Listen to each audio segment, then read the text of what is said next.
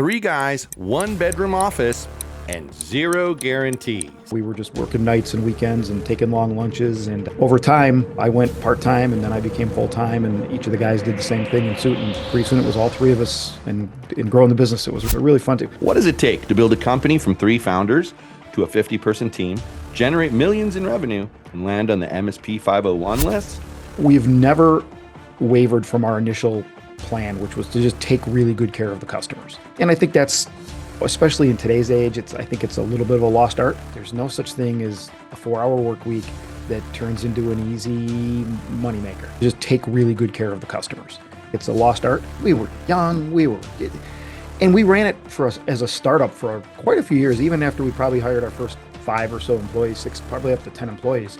It was a lot of time, a lot of effort, a lot of investment to get that right. But now I think down the line, we see the payoff. What if real leadership isn't about working less, but about building something worth working for? This is the story of a 30-year journey with no shortcuts.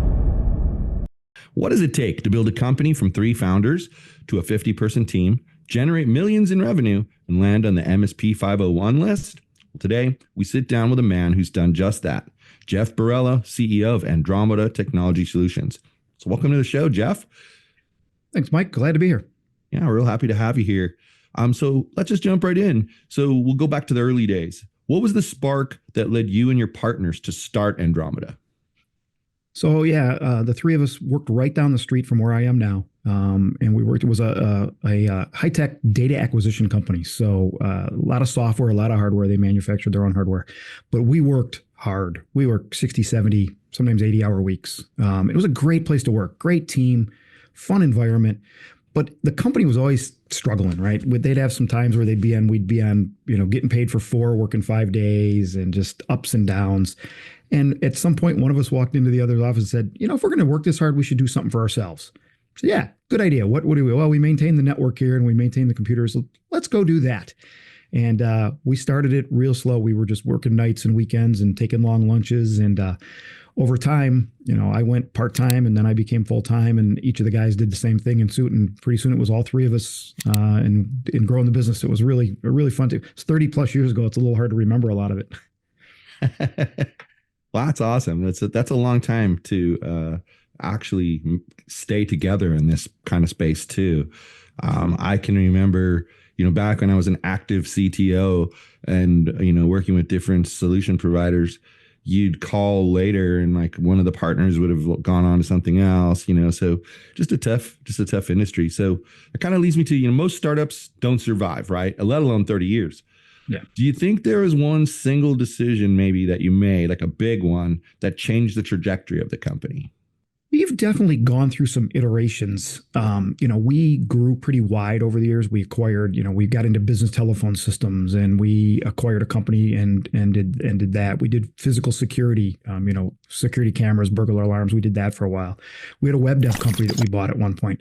So at some point we were running almost 4 or 5 companies inside of here. And slowly over the last few years, we've spun all those out, sold them off, and we are back now to just being an IT MSP company, which is plenty. So, part of, I think, what's helped us along the way is not probably any big shift, but we've never wavered from our initial plan, which was to just take really good care of the customers. So when did you realize that you were no longer a small IT shop and that you were a serious business? We were out of my home for probably the first 7 years, maybe. So that getting that real first office, I think, was a big difference. I remember the days my dad would come over when I was working in the business full time in my bedroom, and he'd come over and say, "What are you doing?" I'm like, "I'm working." My dad was a blue collar maintenance guy, right? So he's like, "Well, you can't be working. You're at home." Right. So there was always this like, if that was back in the day where, now it's like, oh, everyone works from home. Back then it was like, you didn't want to tell anybody you worked out of your house. It was this, like, well, you're not a real business. So I'd say probably when we got that first real office and we had to pay some rent, then it started to feel real. Yeah, no, I totally relate to that. We've actually, with our businesses, we've gone both ways. When we started 15 years ago, everything was home based. And then there was a small period of time right before the pandemic that we were leasing out space. And we just found, and the pandemic just sort of confirmed it for us. We just found that for what we're doing, we mostly work with remote people, across the world. And so with what we're doing, we didn't really need a place for people to come, to work. And it was easier to find good staff who would work remotely. And so we kind of switched during the pandemic. We switched back, and we haven't looked back. The extra money in the bottom line is kind of nice. But I can see, as like a managed services company, how, a physical location would probably be very helpful, especially if you, like you said, you were into phone systems and whatnot. I mean, that's a lot of hardware to have on hand. And I mean, that's just a pain. So when you've got nearly 50 people on your team now, right? So what have you learned about leadership at that scale versus when it was just the three of you? Yeah, that's a great question. We were fortunate enough, or at least I was fortunate enough, that the place where we worked, we had a couple really good leaders there that really taught us a lot about how to manage people. And we brought a lot of that with us. But, when we started, we didn't know squat, right? I mean, we were young, and we ran it for us as a startup for, quite a few years, even after we probably hired our first 5 or so employees, 6, probably up to 10 employees. We still kind of ran it like a startup, right? We'd work all night sometimes. We'd come in the next day and work, and then at some point, as we started growing a little bit more and we got kind of out of that startup phase, I started paying a lot more attention to things around leadership and culture and building things for the team, where it was no longer, we hired a few people that maybe didn't have that startup mentality, and it was just a different environment. And then we had to build a different organization. So yeah, for sure. Leadership too it's one of those things that it's more modeled than taught, if you ask me. Yeah. As you're coming up, if you're lucky and you work with somebody who's a great leader, you learn a lot. And if you're unlucky and you don't, which most people have that experience, then you don't. And it's not. I always say, like, I talk to clients all the time because I coach tech execs, and they'll say, well, we brought this person through, they started in our call center, and then because they had tech skills, we brought them in the tech department. Okay, great. Now you've got them in charge of a team of developers, and you're complaining that they're not meeting deadlines. How did you teach them to lead the team? Yeah. And you find out that the poor lead is trying to do all the work, and he thinks that's the best way. It's a pain. So what's been your biggest, like, oh crap, this might not work moment? Like, and how did you pull through? Oh man, that's going to be a tough question. I'm not the guy that looks back at decisions a lot. Probably, if I had to undo something, I would say all those going into other business lines and getting wide. I think we probably would have been much better off had we just stayed in IT, focused on IT. And it was really hard for, quarterly planning, annual planning. All these businesses had some synergies across them. But for the most part, they were very different businesses, and they needed different types of people. They needed different strategies. And we just didn't have enough bandwidth at the leadership level to be able to do the kind of planning that it needed.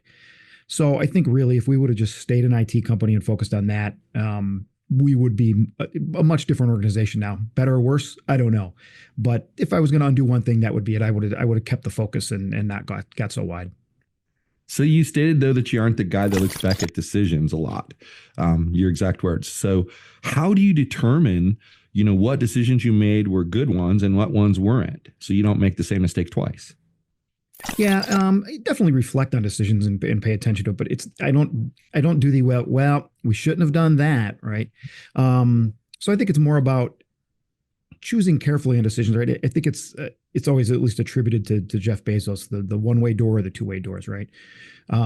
Most things you can make a decision, you can go a direction. If it's not working out, you fix it and go a different direction. So it's probably a lot more of, let's try some things. If it doesn't work, make a change, try something else. So I think that's more than and then you learn. I think you just kind of learn as you go.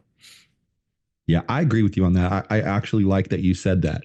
It's why I wanted to follow up on it, because I want to point out to the listeners that, like, I personally think that if you're intentional about the things you do, you'll also kind of pay attention to the results. And like you said, if something's not working out because you maybe made the wrong decision, or maybe you're executing it incorrectly, you'll notice that, and you'll correct course, or hey, let's chop that thing now. It's one of the things we've learned over the years is just because you have a great idea and you spend some time building that idea, as you start walking down the path of executing that idea, you start to run into problems that you didn't think about. And if they're too insurmountable, there's no harm in saying either, hey, this isn't something we should do later, or maybe we shouldn't be doing this at all. I really think that's important. But I'm with you. I think too many people, they look at their decision, they go, oh, that was a terrible decision. But in reality, I mean, what's that saying?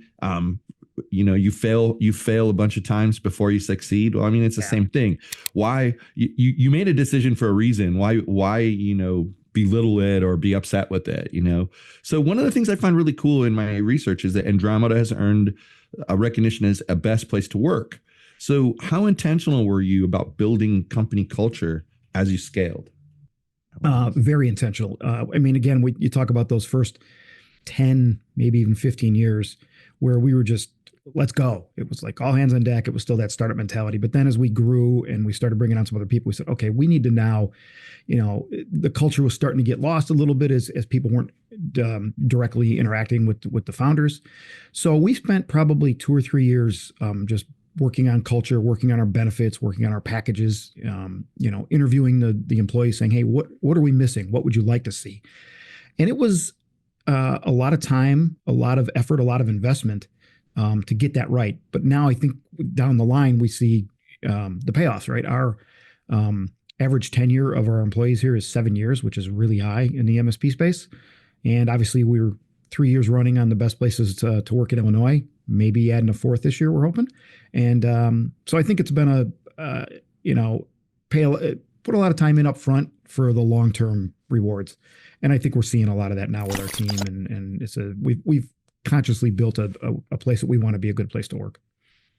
Yeah, I love that. I think culture is the one thing that leaders ignore to their own peril.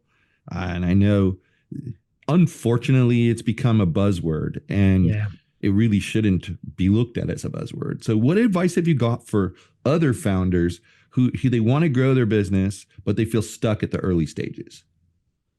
Yeah, one of the things that, you got to be, it's a long-term game, right? I think a lot of things now people see, you hear stories about this guy getting millions of dollars and builds the company up in a year and sails off into the sunset. That's not how it works, right? I'm still here 30 years later, still in the trenches. My 2 co-founders are still here every day in the trenches.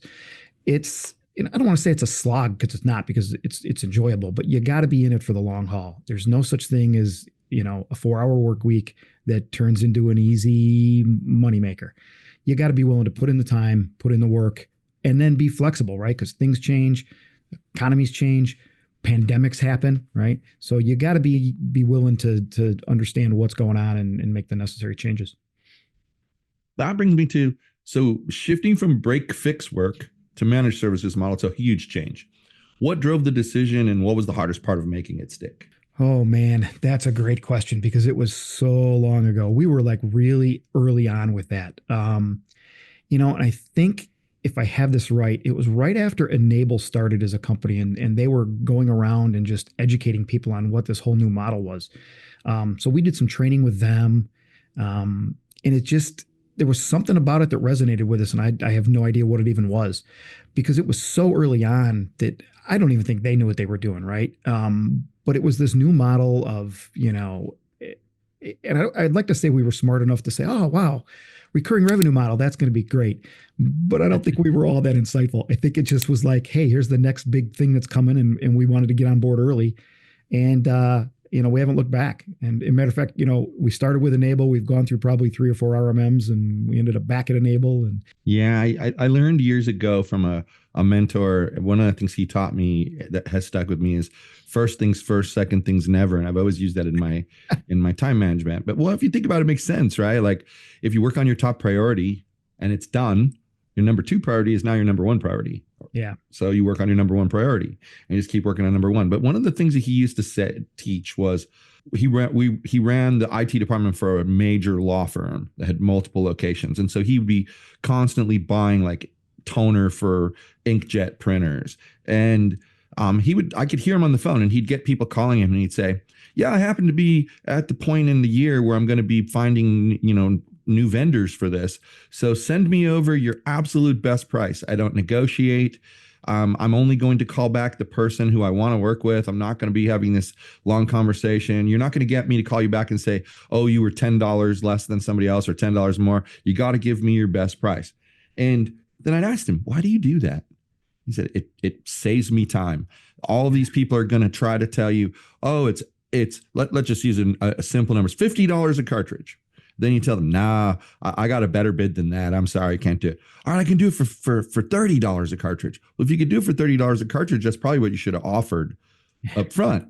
And so he says, so I just tell them that, and then I stick to it. Well, I learned as a CTO to do the same thing. And that's why, like when you mentioned, flat fee versus hourly, when I work with service providers, I don't care if it's hourly or flat fee. I just more care that they give me their best rate. Don't try to pad it too much, et cetera. So I know you worked with the manufacturing sector for a while, and perhaps you still do. How has serving that sector shaped your company's services and approach? Yeah, so it's a relatively new, single niche industry for us in the last 18 months or so. Okay. So we're still learning. It's definitely a little bit of a different market. And kind of what we're seeing there is it seems almost like there's a binary split between those that have embraced technology and they got a lot of automation and they're relying on their ERP and they understand that technology is an investment. And then on the other half, that technology is an expense. We don't want it. And they're, we came across one a couple of weeks ago. They were still using pencil and paper. They literally had no technology in the place. So, trying to understand, which business it is when you get in there, and is it something, because for us, we're pretty picky about who we bring on. So we do, we're not going to take on the manufacturer who doesn't want to invest, and it's going to be a constant struggle, right? We're going to be in a constant fight. So for us, it's very much a partnership, and we want someone that we can work with, that we can help them succeed. That's literally our core purpose in life, is to help people succeed. But they got to be willing to help themselves at some level. So it's been different for sure. We love the space. As I mentioned, the prior company that we worked at, we served manufacturers there too. So we're familiar with the thing. And I just love the fact that the crazy amount of things that get made and produced by these just small shops all the way up to big shops. And it's just a really exciting industry to see things actually get cranked out and made. So it's been a really good, interesting 18 months. I'll say that. It's funny, like when you say that, you're careful about who you work with. I like that because, like, as a coach, I've had people reach out to me and say, I need to get on a call. I'm having these problems that you're talking about. And, my entire program was designed because of things I went through as a CTO. And, one of those was working way too many hours every week. And this guy gets on the call and he tells me, I think it's impossible to work less than 100 hours a week in this industry. I think it's impossible. I don't think it's possible. So we go through this whole thing and I tell him, I don't think it's possible for us to work together, because if you don't agree with the core principle that I have, that is, you need to work less hours, then how are we going to work together? And he kept insisting that we should work together. And I finally said to him, if you really think about it, it's going to frustrate you and it's going to frustrate me, because you're going to keep telling me you can't work less hours, and I'm going to keep showing you ways you can. So we're not going to enjoy each other very much. So when you guys started Andromeda, it was just 3 people. Did you guys, how did you decide who was the CEO? Yeah, it sort of just happened a little bit naturally. That one of the reasons we always say, the joke is, hey, we haven't killed each other yet. But we're 3 different personalities, which has really helped in the longevity and helped us get along. And so I think it was just one of those, I was just the natural guy for it for whatever reason. I'm probably more type A, a little bit more alpha, at least in a business sense. And, it was really that. We never really even talked about it. It was just kind of, how it happened. And I was the first guy that kind of came on part-time and left my job to do that. So, not any real science behind it. Yeah, I think people overthink that stuff too. Like, my wife and I run multiple businesses together, and she's the head of some, I'm the head of others. But in the end, we make the decisions together. When you're a small team, you have to. Yeah, for sure. And I mean, you obviously worked with those two other people for a reason.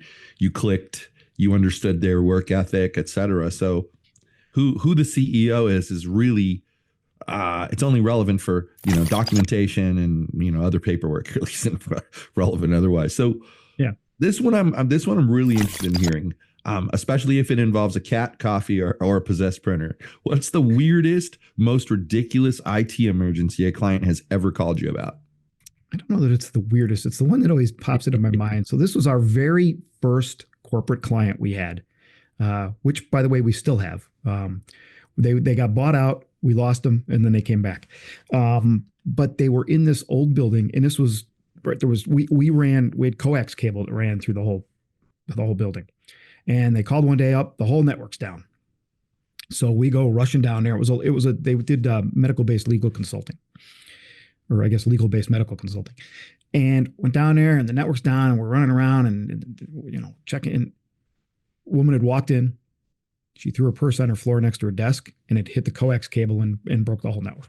So that took a while to find, because the purse, of course, was laying on top of the connection, so you couldn't even see the connection. So we're trying to figure out why there's no connectivity. Where's this? So that was there's a reason we moved away from that kind of network in the world. Yeah, no, that reminds me of a time we had moved into a new building like maybe 3 months before, and we were all of a sudden we're having this problem where we couldn't get out to the internet at all, and like trying to contact machines in the network was going crazy. We go and we look at the switches, and the lights are just blink, blink, blink, blink, blink, blink, blink.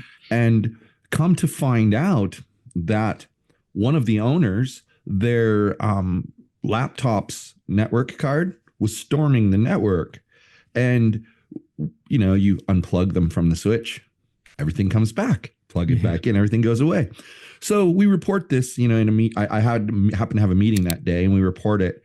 And I'm being told by the other executives, that's impossible. How can one computer do that? You need to do something to make sure that never happens. And I said, well, yeah, we try. We check the machines on a regular. I mean, things have a point of failure. They're going to break. That was our weird one, was like, oh my God, we can't get on the internet. And one person actually said, you know what's really weird? This happens a lot when Anthony is here, and he was the one whose computer was storming the network. So they're like, well, see, it all adds up. So yeah.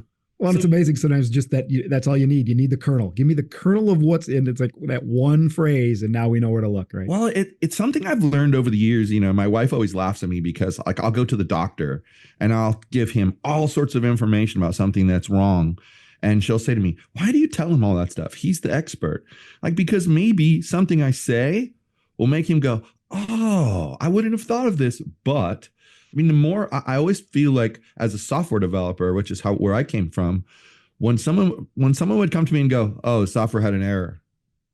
What did it say? I don't know. I cleared it. That's not helpful. But the guy that takes all the screenshots, tells you step by step what he did, you're going to figure out the problem rather rapidly that way. Yeah. Yeah. It's the information, right? Give me the right information I need to help you. And it makes a world of difference. Yeah. Well, that's what I tell her. I'm like, it's a partnership, me and my doctor. And he always tells her, oh, I like that he gives me this information because I don't have to work quite as hard at figuring it out. He kind of solves it for me. But that's just the, developer and analytical person in me. Yep. So if Hollywood made a movie about Andromeda's journey, what would it be called, and who's playing you in the movie? Oh, man. I don't think there's any ugly enough people in Hollywood to play me. Same thing. I got a developer and analytical background, so I'm not very creative. I had the 30-year journey of the three guys from Lockport. Man, I don't know who would play me. Probably somebody pretty nerdy.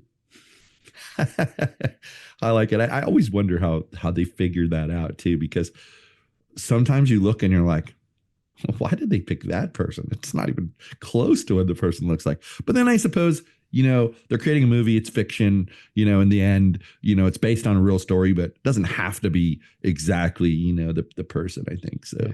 But they do a lot of times. They get it nailed pretty good. You go, wow. I mean, it's the personality and just the and you start believing that is that person. That's when they picked the right person for the role, right? I say that a lot about TV shows, where there's a family.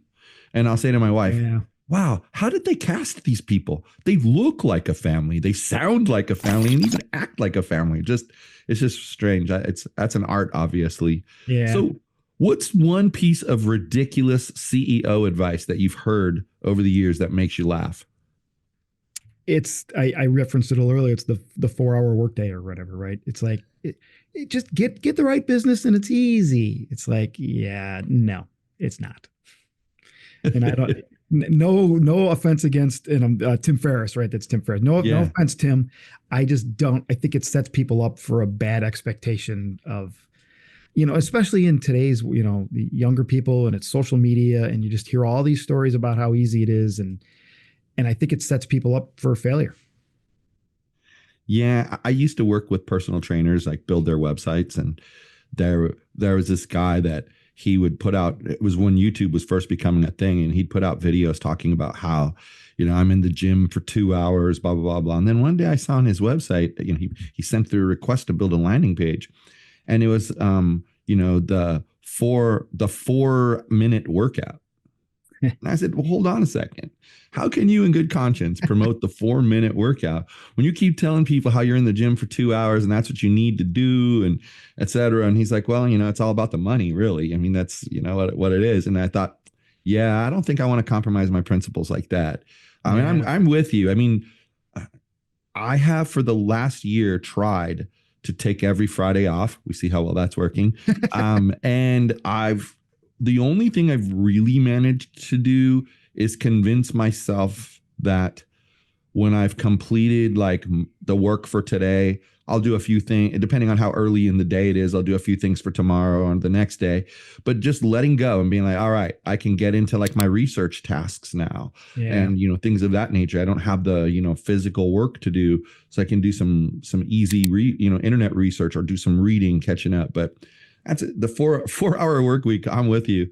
I don't see how you do that. Just maybe 4 days, but not 4 hours. Yeah, maybe.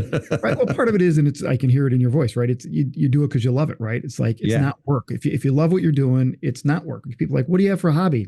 I don't. I work, but I enjoy it. I love learning new things. I love digging, and it's not work for me. And it's probably not the best hobby to have, but you know what? If I'm having fun, who can fault me? Yeah, no, it's true. And like, there's that mindset that people have that work is supposed to be this grind that you don't really look forward to. And I just don't feel that way. I actually have to put in guardrails to make sure I don't work too much, and especially as I get older, it's just like I'm realizing how important the downtime is. So yeah. But so looking back, did anyone in your life tell you, like when you're trying to when you were starting this business, are you sure this is a good idea when you started? Like they were just completely negative and didn't think it was going to work, or did you have a lot of support? Yeah, it's 30 years ago. It's hard to remember. Yeah. No, I don't remember anybody. I know my dad, I'm sure, was skeptical, right? When he'd come over to the house and like, you can't be making it. And then, in very early on, there were days when there was nothing going on. So you're working on marketing or something, but it just probably didn't look like work. But I don't know that he ever said anything negative about it. So no, I think as far as I remember, everybody was pretty supportive. And, we were lucky enough that we got a couple customers very early on, right? Never underestimate the amount of what luck will play, right? If we'd have gone, whatever it was, 6 months without a customer, might have been a very different outcome. But you get a little taste and you go, okay, there's something here, right? And there's some skill to that, but it also takes a little luck. And so I think for the most part, once we got a little bit of momentum going, everybody kind of saw, okay, there's maybe something here. Yeah, I relate to that. I mean, I think that people running their own business, the momentum part is really important. Because if you, like you say, if you were sitting there for months and no business is coming in, it just gets depressing. I mean, there's bills to pay, and it's just a difficult thing, especially at the point where you're at now, where you have a staff, because they rely on you for their income, and you have to make sure you're making the right decisions. I mean, I get it all the time with my NetSuite business. Is I have developers that are it's been slowing down. I'm like, hey, we're still making as much money as we were making before. We just have bigger projects. That's all. You don't have to worry. And I do a thing. I actually started doing a thing last year where twice a month I meet with them and I let them know the state of the business. Like, how's the business doing? Because I feel like I've had people tell me that's crazy, but like, I feel like as an employee, I would have appreciated that. I worked for a company once where we showed up to work one day, and it was a startup. We showed up to work and the doors were locked. And they're like, sorry, we're out of business. And you're just like, would have been nice to, you clearly didn't figure this out last night. You know, Right. it would have been nice to have a little heads up. So I try to let people like have to check the pulse of the business and let them know, you know, as long as it's not, you know, private information, I like to let them know how things are doing. So have you ever had a, go ahead. I'm sorry. I was going to say, yeah, no, we're very much the same way. Matter of fact, we just had a discussion at our planning meeting last week about, you know, are we too transparent? How transparent should we be? But yeah, listen, if I don't have an ethical reason to tell you, we'll tell you. Yeah, ups, downs, good, bads, right? It's like you can't always just be there telling you the good news because that's just not realistic. Well, and like I always preach a decentralized leadership approach. So where you've put together a job description, you've gone through interviews, you hire the right people that you think are the right people for the job, you put them in the position, you train them, you continually work with them on any issues that they have. The more they know about what's going on in the business, the better decisions they can make on their own without your help. And I think that's huge. So have you ever had that moment where, you know, you thought about just quitting and opening a golf shop or something instead? The joke between myself and one of my partners is pick up sticks. You know, maybe we should just go pick up. We were driving down the road one time after, you know, doing some work, and there was a guy along the side of the road picking up sticks. Right? We said, you know, that looks like an easy job. Maybe we should pick up sticks. Other than the running joke, no, not really. We've had a very fortunate 30-year run. You know, yeah, there's always struggles and there's always, you know, issues here and there, and you know, we've never missed a payroll. You know, we probably borrowed a little personal money here and there. But for the most part, we've been very fortunate that it's been a fairly smooth ride without any of those like, this is not going to work. So I'm grateful for that, really. No, that's excellent. Congratulations on that. Thanks. That's amazing. So this has been a great conversation. Why don't you let the listeners know how they can connect with you if they want to reach out? Yeah, best place is probably just find me on LinkedIn. It's Jeff Borello. Pretty easy to find. Obviously, Andromeda Technology Solutions is the company. Welcome to check out our website, which is andromeda-tech-solutions.com. And yeah, if somebody has a question or just any interest at all, I'm always available to talk. Excellent. Again, thanks so much for being here.